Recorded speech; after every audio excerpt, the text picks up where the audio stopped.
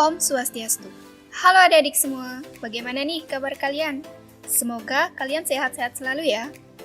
Pada kesempatan kali ini, saya mengucapkan terima kasih atas waktu yang telah diberikan kepada saya. Dan izinkan saya untuk memperkenalkan nama saya. Perkenalkan, nama saya Ninyoman Intan Alfirayani, bisa dipanggil Intan.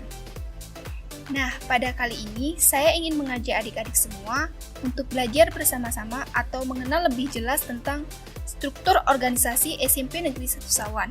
Begitu pula disertai dengan tugas dan kewajiban yang diberikan pada masing-masing jabatan OSIS, yaitu yang pertama, Ketua OSIS memiliki tugas yaitu 1. Memimpin organisasi dengan baik dan bijaksana.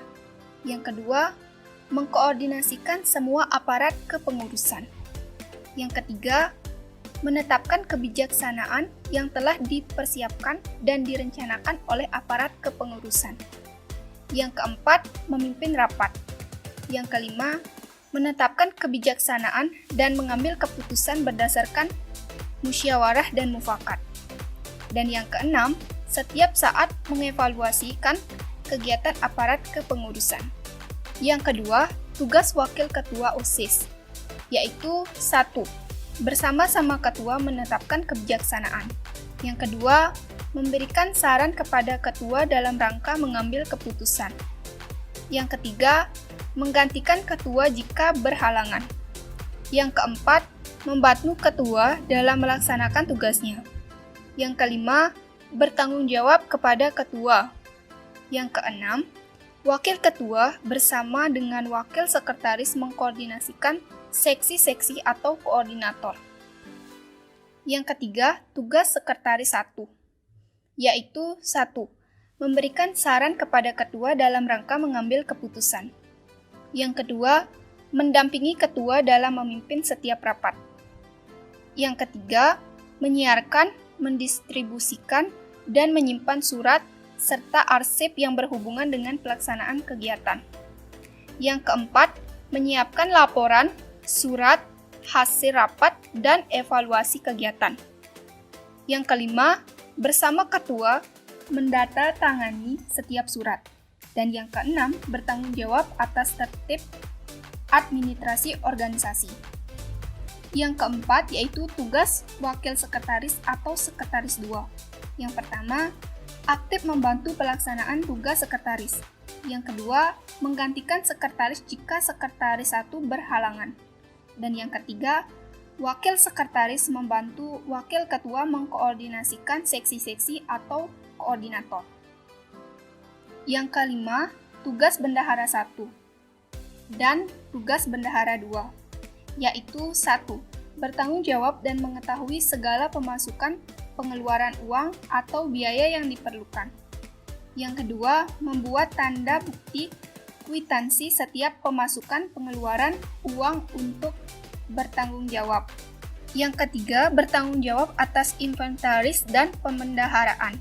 Dan yang keempat, menyampaikan laporan keuangan secara berkala. Dan ada pula tugas pembantu umum, yaitu membantu pengurus lain jika sedang berhalangan atau kesulitan mengerjakan suatu hal. Nah, ada pula beberapa tugas dan kewajiban seksi-seksi atau koordinator 1 sampai 10, dan selanjutnya akan dijelaskan oleh rekan saya yaitu Rini. Om Swastiastu. Terima kasih atas waktu yang sudah diberikan kepada saya.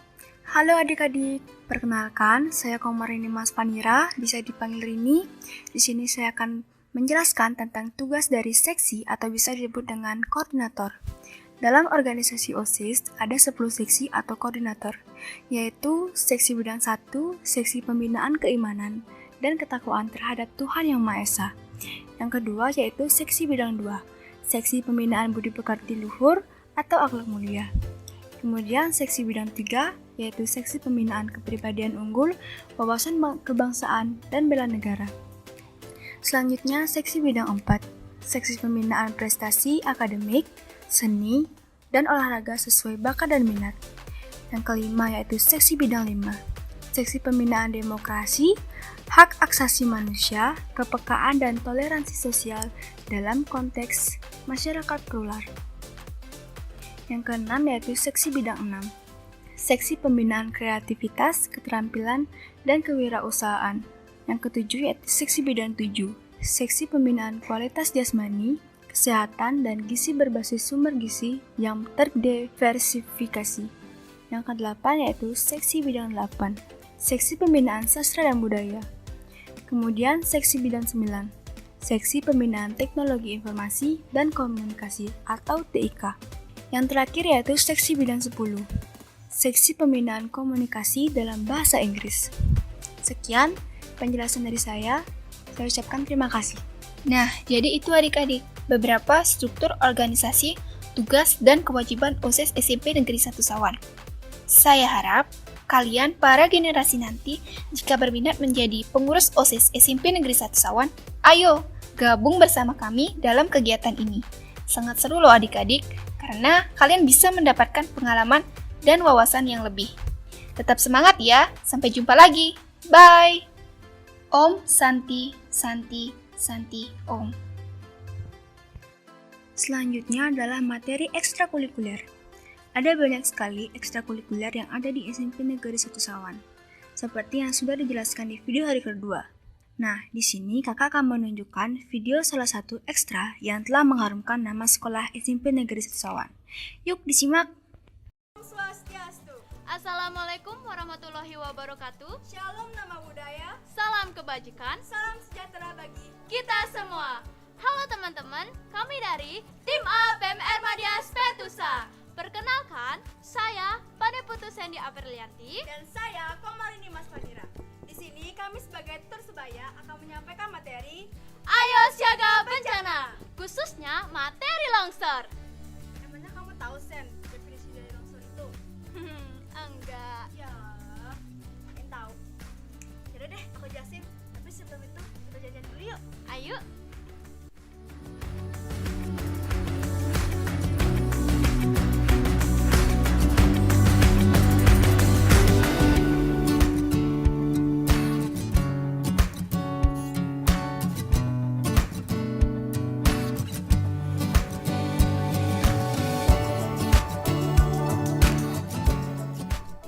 Ih, Mang, udah lama banget jalan-jalannya. Katanya tadi mau jelasin bencana longsor. Oh iya, aku hampir lupa. Tadi kamu bilang apa?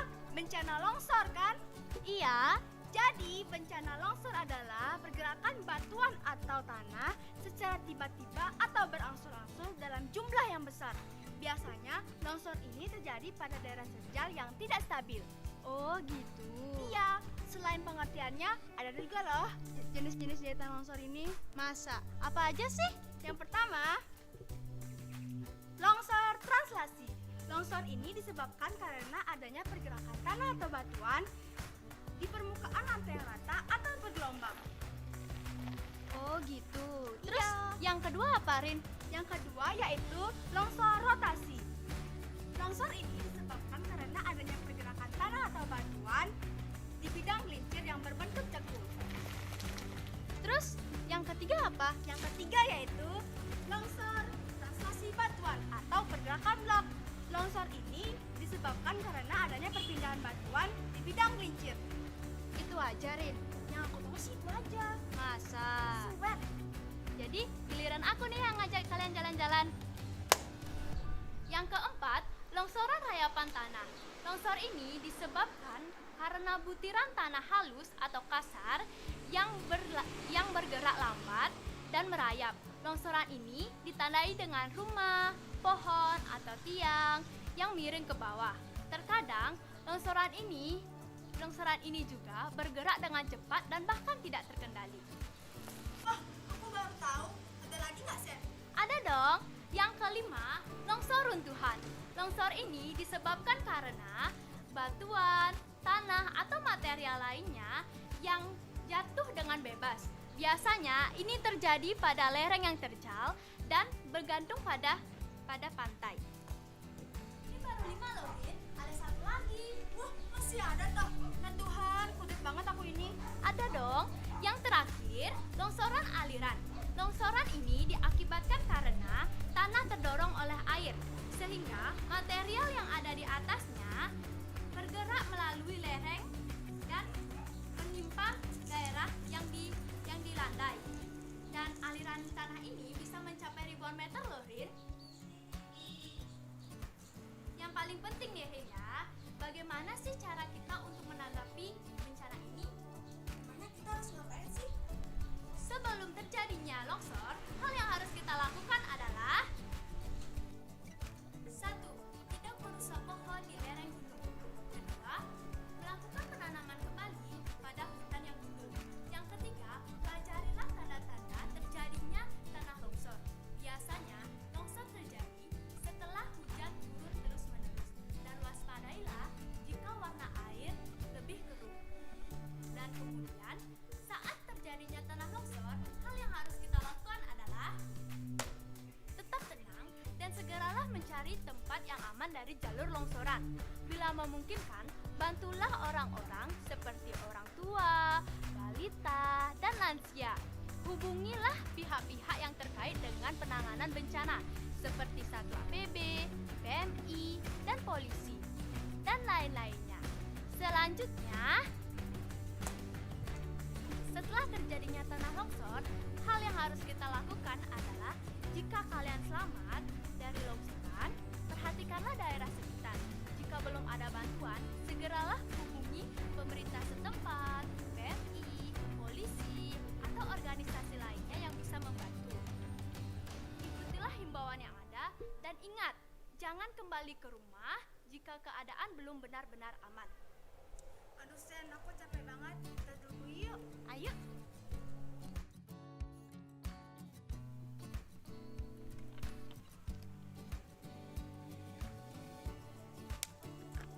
Oh ya Sen, kamu tahu nggak apa dampak dari longsor ini? Enggak, emangnya apa? Dampak dari longsor ini ada dua macam, yaitu secara kemanusiaan dan secara ekonomi. Kalau secara ekonomi contohnya seperti apa, Rin? Dampak dari longsor secara ekonomi yaitu dapat membuat kita kehilangan tempat tinggal kita dan harta kita. Kalau secara kemanusiaan? Sedangkan secara kemanusiaan, dampak dari longsor ini dapat menelan korban jiwa. Oh, gitu. Jadi, longsor adalah bencana yang diakibatkan karena adanya pergerakan tanah atau batuan secara tiba-tiba dalam jumlah yang besar.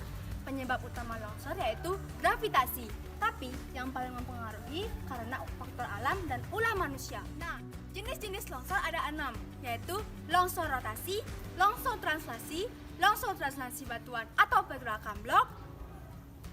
Kamu tahu lagi nggak, Sen? Tahu dong, longsor rayapan tanah, longsor aliran, dan longsor runtuhan. Nah, makanya kita harus tahu cara menanggulanginya seperti kita nggak bakalan pindah lagi, Kak. yang pertama, jangan membuat sawah atau kolam di daerah lereng. Yang kedua, tidak mendirikan rumah di bawah tebing dan di pinggiran sungai. Yang ketiga, jangan menebang pohon di daerah lereng. Yang keempat, jangan memotong tebing secara tegak lurus. Kita kan masih SMP nih, Sen. Jadi nggak mungkin dong kita pergi ke tempat kejadian langsung. Ya enggak dong, kita kan bisa mencegahnya dari sekarang, seperti mengikuti kegiatan penghijauan. Wah, Sen, ternyata kamu diam begini banyak tahu juga ya. Iya dong, Sandy gitu loh. Ya, Sen, udah banyak ya yang udah kita bicarain. Iya ya, kita closing aja yuk. Yuk.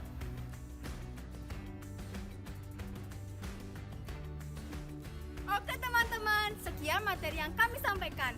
Kami mohon maaf bila ada kesalahan dalam pembawaan materi kami. Semoga apa yang kami sampaikan bermanfaat bagi kalian semua. Kami akhiri dengan para mesanti. Om Santi Santi Santi Om. Wassalamualaikum warahmatullahi wabarakatuh. Sekian, terima kasih semua.